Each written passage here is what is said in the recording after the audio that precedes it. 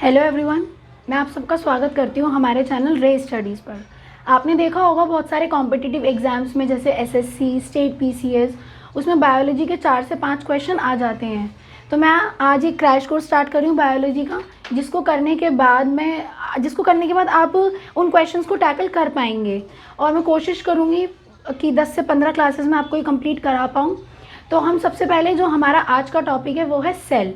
Biology is the study of life. Biology क्या है? हम लाइफ की स्टडी करते हैं। तो लाइफ की सबसे बेसिक यूनिट क्या है? वो है सेल, जो हम अभी देखेंगे ही कि सेल बेसिक यूनिट है ही।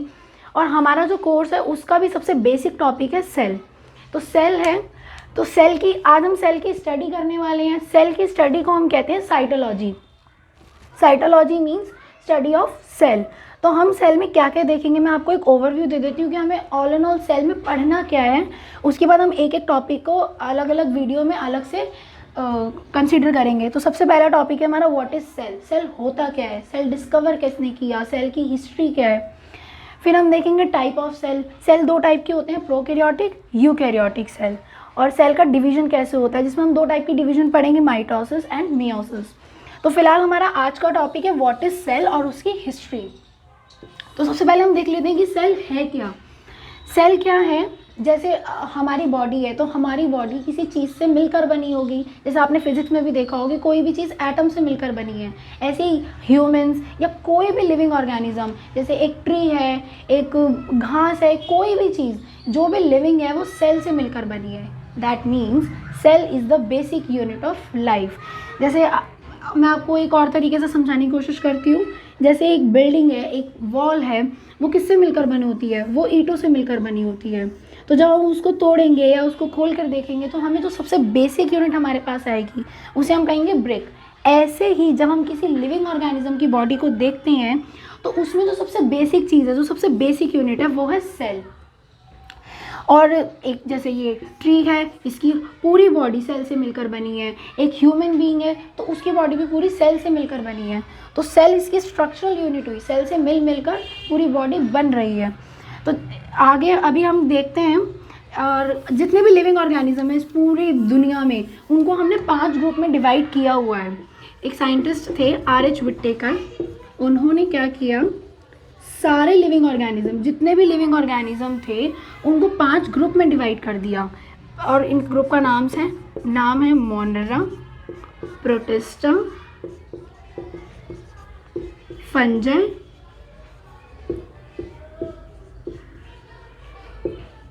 Plantae, animalia.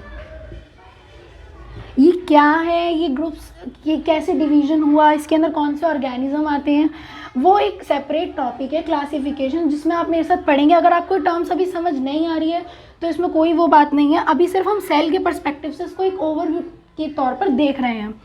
तो इसमें मैं आपको ये बताना चाहती हूँ कि इसमें सारे लिविंग ऑर्गेनिज्म हैं। तो ये ग्रुप भी लिविंग ऑर्गेनिज्म का है, ये भी, सब में लिविंग ऑर्गेनिज्म आते हैं। तो इनमें सबसे कॉमन चीज़ क्या होगी? अभी हमने देखा कि कोई भी लिविंग ऑर्गेनिज्म है वो सेल से मिलकर बना है। दैट मीन्स कि इनके अंदर जो कॉमन चीज़ होनी चाहिए वो क्या, कि ये सेल से मिलकर बने हैं। और सेल से मिलकर बने हैं। अब हमारी बॉडी क्या है, हमारे पास बिलियंस ऑफ सेल्स हैं, बहुत सारे सेल हैं। हमारे पास डाइजेशन करने के लिए एक डाइजेस्टिव सिस्टम है, रेस्पिरेशन करने के लिए रेस्पिरेटरी सिस्टम है, एक्सक्रीशन के लिए एक्सक्रीटरी सिस्टम है। ऐसे बहुत सारे सिस्टम्स हैं, वो भी हम आगे पढ़ेंगे। बाकी तो यानी कि हमारे पास डिवीजन ऑफ लेबर है, हर चीज़ के लिए हर जगह सेपरेट सेल का ग्रुप है। पर कुछ ऑर्गेनिज्म ऐसे भी हैं कि जिनकी पूरी बॉडी एक ही सेल से मिलकर बनी है, मतलब एक ही सेल है उनकी बॉडी में, कोई डिवीजन ऑफ लेबर नहीं है। कोई भी फंक्शन करना होगा उसी एक सेल में होगा, चाहे वो डाइजेशन हो, चाहे वो रेस्पिरेशन हो, चाहे वो एक्सक्रीशन हो, चाहे वो कोई भी काम हो। तो इसमें जो हमारे स्टार्टिंग के 2 ग्रुप्स हैं, ये यूनिसेल्युलर है। यूनिसेल्युलर, मैं आपको ये बताना चाह रही हूँ कि यूनिसेल्युलर टर्म का मतलब होता है यूनी मतलब सिंगल सेल, यानी कि जो भी ऑर्गेनिज्म सिंगल सेल से मिलकर बने होंगे, यानी कि जिनकी पूरी बॉडी एक सिंगल सेल ही है, उन्हें हम कहेंगे यूनिसेल्युलर। और बाकी के रेस्ट ऑफ द 3 किंगडम्स, ये है मल्टी सेल्युलर। और एनिमेलिया में से हम बिलोंग करते हैं मल्टी सेल्युलर, यानी कि हमारे पास बहुत सारे सेल्स हैं, जिसकी वजह से हमारे पास डिवीजन ऑफ लेबर भी है। पर एक ऑर्गेनिज्म ऐसा है कि जिसके पास सेल ही नहीं है। आपने अभी एक जैसे कि वायरस वायरस वायरस एक ऐसा ऑर्गेनिज्म है जिसके पास सेल नहीं है। अभी जब आप मेरे साथ ये क्लासिफिकेशन पढ़ोगे तो अभी जानोगे वायरस को ना ही मोनेरा में, ना ही प्रोटिस्टा में, ना ही फंजाई में, और ना ही प्लांटे में, ना ही एनिमिलिया में, पांचों किंगडम में से किसी ग्रुप में कोई जगह ही नहीं मिली है। और उसको जगह ना मिलने का एक रीज़न ये है कि इसके पास सेल नहीं है। और अभी हमने कहा कि लिविंग ऑर्गेनिज्म है तो उसकी बेसिक यूनिट सेल होगी। तो जब उसके पास सेल ही नहीं है तो हम उसको लिविंग भी कंसीडर करें या ना करें। तो इसीलिए हमने इसको रखा बाउंड्री पे। किसकी बाउंड्री पे? हमने इसको बाउंड्री पे रखा, लिविंग और नॉन लिविंग की बाउंड्री पे रख दिया, क्योंकि इसके पास सेल ही नहीं है तो कोई सर्टेनिटी नहीं है कि लिविंग है भी या नहीं है। तो ये था एक सेल का ओवरव्यू कि सेल बेसिक यूनिट कैसे है। अब हम देखते हैं सेल की डिस्कवरी। सेल आया कहाँ से, हमें पता कैसे लगा कि सेल, और सेल का नाम सेल भी कैसे पड़ा। तो सबसे पहले हम साइंटिस्ट देख लेते हैं कुछ। तो हमारे सबसे पहले साइंटिस्ट हैं Robert Hooke, I am sorry.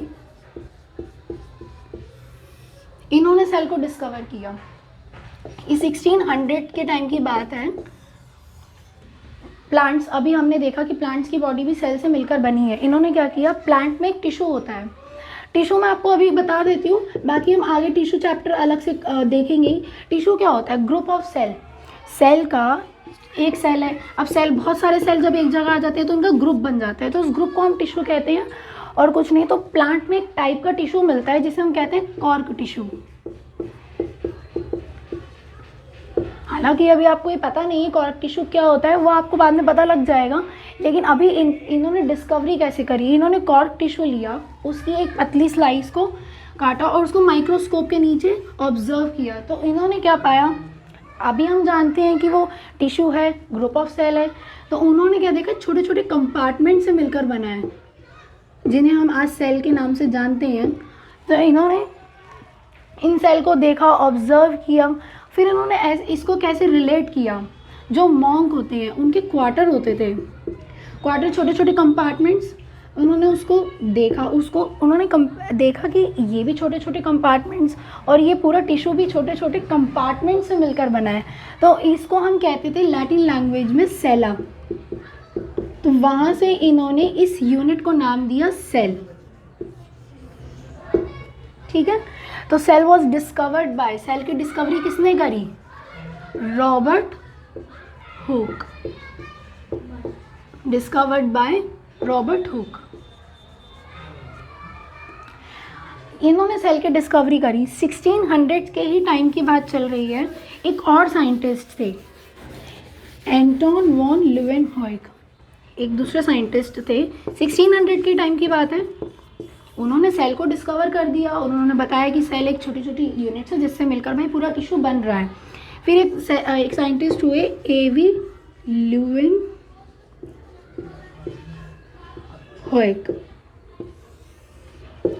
इन्होंने, ये एक शॉपकीपर थे बेसिकली और 1600 के टाइम की बात है तो आपको पता ही होगा, उस टाइम माइक्रोस्कोप आया ही था।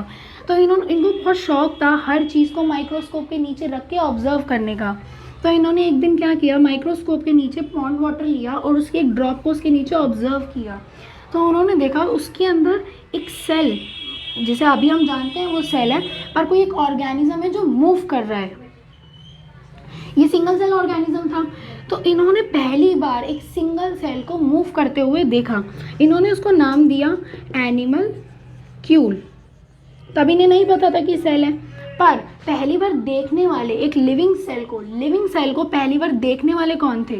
Anton von Leeuwenhoek, AV Leeuwenhoek. इन्होंने पहली बार, they first saw a living cell. तो ये 1600 के टाइम की बात थी। फिर और अब हमें सेल के बारे में पता चल चुका था, सेल का नाम पता चल चुका था। अब एक साइंटिस्ट आए, रॉबर्ट ब्राउन। अब सेल के बारे में उन्होंने और डिटेल में स्टडी करी, सेल को देखा। तो उन्होंने जब सेल को और डिटेल में पढ़ा तो उन्होंने देखा कि उसके अंदर एक न्यूक्लियस नाम का स्ट्रक्चर होता है। तो साइंटिस्ट हैं रॉबर्ट ब्राउन।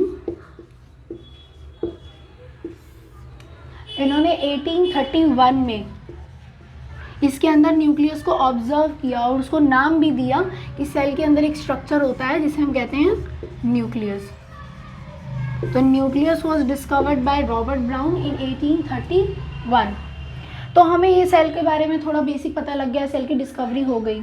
अब हम पढ़ेंगे सेल थ्योरी। सेल थ्योरी क्या है? एक साइंटिस्ट आए 1831 में, 1838 में, 1831 में तो न्यूक्लियस की डिस्कवरी हुई। किसने करी थी? रॉबर्ट ब्राउन ने। 1838 में उसके 7 साल बाद एक साइंटिस्ट आए, मैथियस शेल्डन। मैथियस शेल्डन ये एक बॉटनिस्ट थे। अभी बॉटनिस्ट थे तो इन्होंने प्लांट्स की स्टडी करी होगी। इन्होंने बहुत सारे प्लांट्स को माइक्रोस्कोप के नीचे रख के ऑब्जर्व किया। इन्होंने पाया कि कोई भी प्लांट हो, चाहे कोई छोटा प्लांट हो चाहे वो एक बड़ा प्लांट हो, प्लांट की सारी body different type of cell से मिलकर बनी हुई है। तो उन्होंने हमें क्या स्टेटमेंट दी? इन्होंने बताया कि all plants are composed of cells. इन्होंने प्लांट्स की स्टडी करी और हमें बताया कि all plants are composed of cells. 1838 में मैथ्यूस शेल्डन आए, उन्होंने हमें बता दिया कि all plants are composed of cells. Then 1839 अगले ही साल एक और साइंटिस्ट हुए जिनका नाम है थियोडोर श्वान।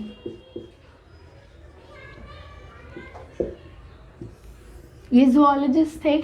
इन्होंने एनिमल्स की स्टडी करी और वैसे ही basically nervous tissues, nervous system देख रहे थे। नर्वस सिस्टम हम आगे पढ़ेंगे, वो एक अलग टॉपिक है, बट नर्वस सिस्टम एनिमल्स में ही होता है। हम कॉन्शियस हैं, हमारे अंदर कॉन्शियसनेस है। किस वजह से? क्योंकि हमारे पास नर्वस सिस्टम है। प्लांट्स के पास सेल्फ कॉन्शियसनेस नहीं है, क्योंकि उनके पास नर्वस सिस्टम नहीं होता। तो बेसिकली एनिमल्स की स्टडी कर रहे थे।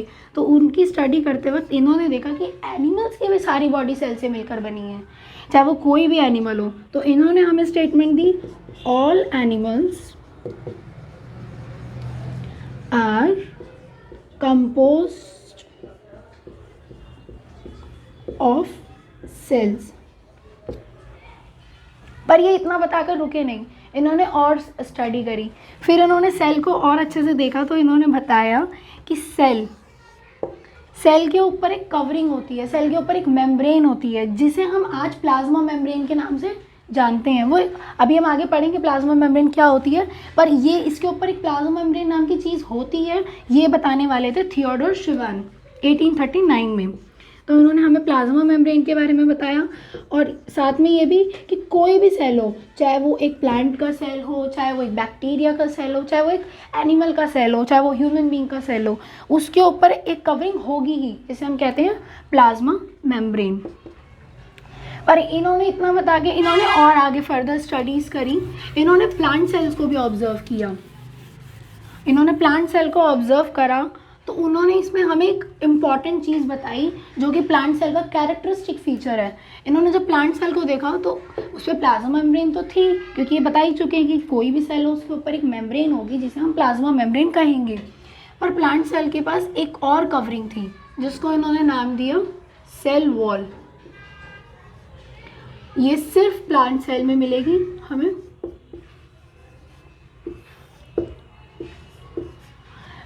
तो इन्होंने सेल वॉल की भी डिस्कवरी करी। इन्होंने बताया कि प्लांट सेल के पास प्लांट सेल का एक कैरेक्टरिस्टिक फीचर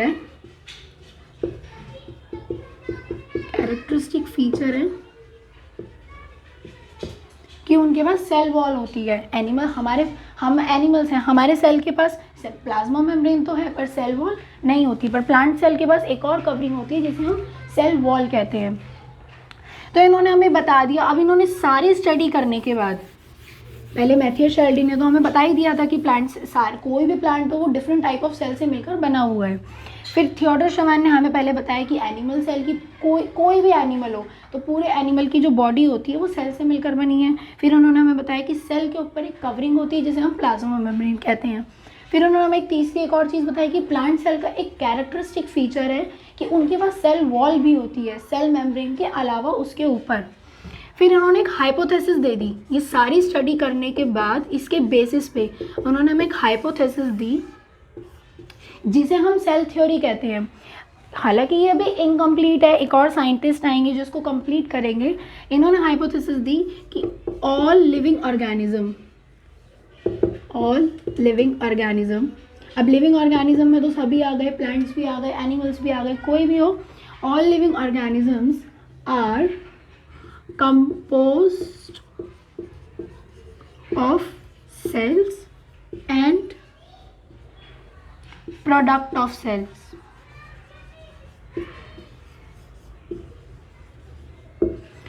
कोई भी लिविंग ऑर्गेनिज्म हो वो सेल से और सेल के प्रोडक्ट से ही मिलकर बनेगा। पर इन्होंने ये तो बता दिया कि सेल से मिलकर बन रहे हैं, पर नए सेल आ कहाँ से रहे हैं, ये हमें ये नहीं बता पाए कि नए सेल आ कहाँ से रहे हैं।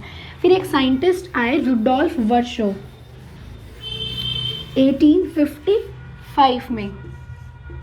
1855 में एक साइंटिस्ट आए, रुडोल्फ वर्शो। इन्होंने कहा भाई तुमने ठीक है, तुमने ये तो बता दिया कि all living organisms are composed of cells and product of cell, पर अभी हमें ये नहीं पता था कि सेल आ कहाँ से रहे हैं, नए सेल कैसे बन रहे हैं। तो तभी एक इवोल्यूशन में हम ये इवोल्यूशन आप मेरे साथ पढ़ेंगे तो हम इवोल्यूशन में एक थ्योरी देखेंगे, एबायोजेनेसिस। ये उसी वक्त की बात है, हम सारी इवोल्यूशन पढ़ रहे थे। तो एबायोजेनेसिस एक थ्योरी थी, उसके अकॉर्डिंग उस वक्त मानना था, जब तक हमें ये नहीं पता था कि नए सेल कहाँ से आ रहे हैं, तब हम बिलीव करते थे कि जो सेल है वो कभी भी एकदम से किसी भी नॉन लिविंग चीज़ से कभी भी बन सकते हैं। जैसे कोई भी नॉन लिविंग चीज़ है वो कभी भी इस लिविंग सेल में कन्वर्ट हो जाएगी, पर ये थ्योरी गलत थी। इन्होंने हमें बताया कि जो नए सेल हैं वो प्री एग्जिस्टिंग सेल से ही बन रहे हैं। अभी हम जानते हैं कि एक बैक्टीरिया है, आप मेरे साथ वो करेंगे, बाइनरी फिजन करेंगे, जब आप जानेंगे कि बैक्टीरिया क्या करता है, सिंपली 2 बैक्टीरिया में डिवाइड हो जाता है। तो यानी कि ये जो 2 बैक्टीरिया न्यू बैक्टीरियल सेल्स बने हैं, ये पुरानी ही बैक्टीरिया से बने हैं। तो इन्होंने इस सेल थ्योरी में एक और पॉइंट ऐड किया अपनी लैंग्वेज में, ओमनिस सेल्यूला ई सेल्यूला। ऐसा कई बार पूछ लेते हैं कि ये लाइन हमें किसने दी थी, ओमनिस सेल्यूला ई सेल्यूला। तो ये देने वाले थे रुडोल्फ वर्शो 1855 में, जिसका मतलब था न्यू सेल्स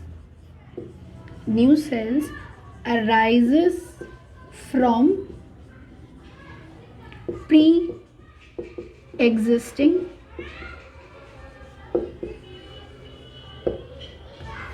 ठीक है। इन्होंने हमें हमारी जो सेल थ्योरी थी उसको कंप्लीट किया। तो हमारी फाइनल न्यू सेल थ्योरी क्या कहती है, पहला पॉइंट तो ये है हमारी सेल थ्योरी में कि all living organisms are composed of cells and product of cell. और फिर हमें रुडोल्फ वर्शो ने ये भी बता दिया कि new cells arises from pre existing cell. नए सेल कोई नॉन लिविंग चीज़ से नहीं बन रहे हैं, पुराने सेल से ही डिवाइड होकर नए सेल बन रहे हैं। अब हमने सेल के बारे में देखा, सेल की हिस्ट्री जानी, सेल कहाँ से आया, सेल को किसने डिस्कवर किया, सेल में न्यूक्लियस डिस्कवर कर लिया। अब हम सेल का एक ओवरव्यू देखेंगे कि सेल एक्चुअल में दिखता कैसे है, उसके अंदर कौन कौन से स्ट्रक्चर्स होते हैं।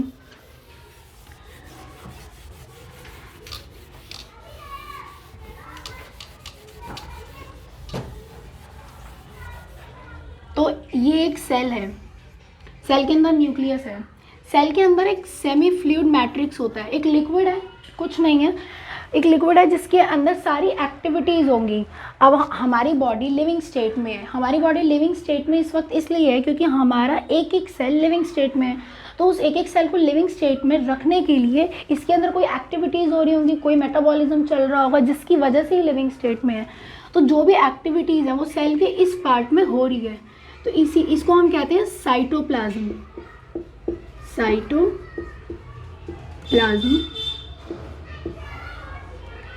ये सेल के अंदर का सेमी फ्लूइड मैट्रिक्स है और इसी को हम कहते हैं main arena of cellular activities.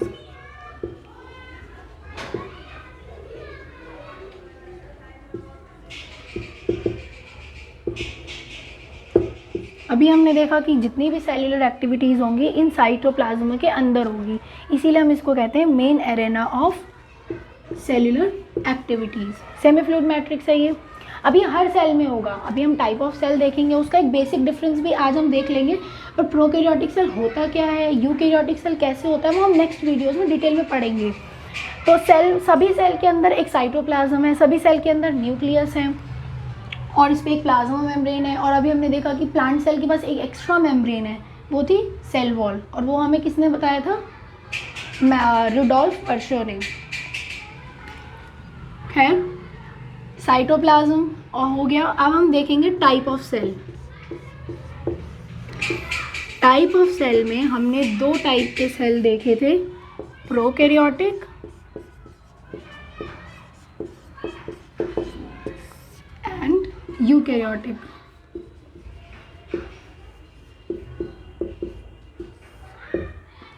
Prokaryotic cell में क्या है, अब अब सेल है, प्रोकैरियोटिक भी एक सेल है, यूकैरियोटिक भी एक सेल है, ये 2 डिफरेंट टाइप के हैं, पर इनके पास साइटोप्लाज्म तो होगा। प्रोकैरियोटिक और इनमें बेसिक डिफरेंस क्या है मैं आपको बता देती हूँ कि इनका जो हमारा सेल का न्यूक्लियस है उसके अंदर हमारा जेनेटिक मटेरियल स्टोर होता है, जो हमारा डीएनए है, डीएनए हमारा जेनेटिक मटेरियल है, वो इस न्यूक्लियस के अंदर एनक्लोज रखा हुआ है। तो जो प्रोकैरियोटिक सेल है उनका जो जेनेटिक मटेरियल है, उनके पास कोई वेल डिफाइंड न्यूक्लियस नहीं है, they lack well defined nucleus. इसका मतलब क्या है, इसका मतलब ये है कि इनका जो जेनेटिक मटेरियल होगा वो ऐसे ही नेकेड पड़ा हुआ है इस साइटोप्लाज्म में, उनके पास न्यूक्लियस के ऊपर, जो उनका न्यूक्लियस होगा उस न्यूक्लियस के ऊपर कोई कवरिंग नहीं है, उनका जो भी क्रोमोसोम होगा, जो डीएनए होगा, वो ऐसे ही नेकेड इस साइटोप्लाज्म में पड़ा हुआ है। तो they lack well defined nucleus. पर यूकैरियोटिक हमारा एडवांस सेल है, तो दे हैव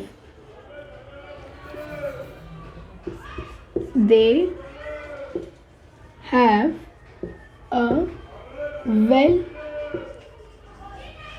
defined न्यूक्लियस। जो यूकैरियोटिक सेल है इनके पास एक वेल डिफाइंड न्यूक्लियस होता है, न्यूक्लियस के बाहर एक न्यूक्लियर मेम्ब्रेन होती है और जेनेटिक मटेरियल उसके अंदर सेफ है।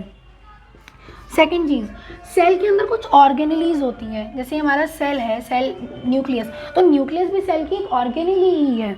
ऐसे सेल के अंदर बहुत सारी ऑर्गेनेलीज होती हैं जो कि मेम्ब्रेन बाउंड है। मेम्ब्रेन बाउंड का मतलब क्या है, जैसे हमने देखा कि न्यूक्लियस के पास कवरिंग थी, तो न्यूक्लियस मेम्ब्रेन बाउंड स्ट्रक्चर है। जैसे हमने पूरा सेल ही देखा, सेल के ऊपर एक सेल मेम्ब्रेन है, वो उसकी कवरिंग है, तो उसके अंदर कुछ स्ट्रक्चर्स हैं जो सेल को लिविंग स्टेट में रखना है, तो उन फंक्शंस को करने के लिए कुछ उसके अंदर स्ट्रक्चर्स प्रेजेंट होंगे। तो जब वो मेम्ब्रेन बाउंड होते हैं तो हमने मेम्ब्रेन बाउंड ऑर्गेनेलीज टर्म से बोलते हैं। तो जो मेम्ब्रेन बाउंड ऑर्गेनेलीज हैं वो प्रोकैरियोटिक के पास नहीं होती। ये आप याद रखना, पी से प्रिमिटिव, ये प्रिमिटिव है, इसके पास ना ही ये इसके पास वेल डिफाइंड न्यूक्लियस नहीं है। They lack membrane bound organelles. इनके पास कोई भी मेम्ब्रेन बाउंड ऑर्गेनेली होती ही नहीं है, पर यूकैरियोट के पास सारी मेम्ब्रेन बाउंड ऑर्गेनेलीज होती हैं।